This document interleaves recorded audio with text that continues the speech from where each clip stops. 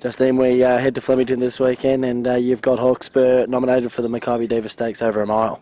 Yes, we still don't know who's coming down. We've got 3 nominated for that race, so he's also nominated them all for the tramway up in Sydney as well. So we'll make the decision on Wednesday, I suppose, when they see the fields and what they draw. Then you've also got Beaten Up. He comes alongside, and they all went in the same race up in Sydney, and Beaten Up ran a 4th. He did. He ran really well, fresh up. He's the sort of horse he gets a bit keen, and he seemed to cope well the other day, and he ran on nicely. And then Foreteller ran an 8th in this race. How do you see him coming along? He ran a super race. Like, when you're on paper, an 8th doesn't sound that good, but when you watch the race, he was way back, and he ran the best last 400 of the day of any horse. So he would appreciate getting up to the mile and even further distance. What type of races can we see him coming in for the spring?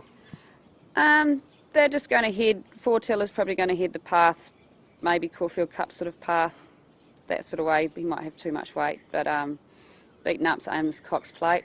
Hawkesbury, he's going to the Caulfield Cup. All good horses. In Chris' opinion, you know, which one's the best out of the 3? I mean, they're pretty handy.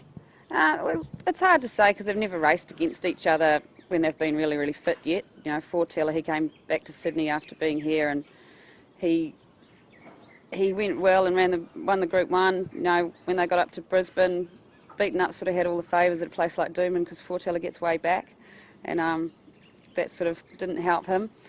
And Hawkesbury, you know, we've got to see if that 3-year-old form stacks up yet. The horse that ran behind him in the Derby and stuff won a Group 1 in New Zealand on the weekend, so hopefully they're going to come through. Then you've got Catkins, and nominated for the Let's Lope over 1400 metres, and looks to improve off a good first up run.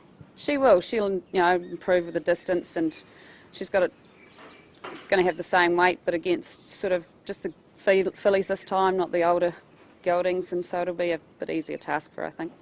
Looking from that benchmark 90 race where she came second, I mean, it must be pretty Chris must be pretty happy bringing her down to Flemington, but obviously it is a step up, but against her own sex. Yeah, it's against her own sex, and you know, it is a group race, but she's got class, and she should be able to cope with it. Is she looking for some nice, you know, spring type this coming into this spring? What type of races can we see her in? I think they'll just keep picking their way through those sort of lower grade fillies mares races. You know, they're not going to aim too high just yet, but if she comes up really well, she'll go to something like the Mire. And you've got Royal Descent, also nominated for Let's Elope, and ran a strong Group 3 Toy Show quality over the 1300 metres last start. She ran a really good race. She had a huge weight. You know, she'll drop weight this weekend if she comes down here, but she's probably likely to stay in Sydney. 1 from 1 second up. I'm not sure if that really means anything. Only 1 from 1, but must say something. Yeah, just, you know, some horses they say the second up syndrome thing, but you know, she definitely tries hard, and she's got the class, so she should be thereabouts. And her spring pathway? She's probably going to aim Turnbull Caulfield Cup for down here.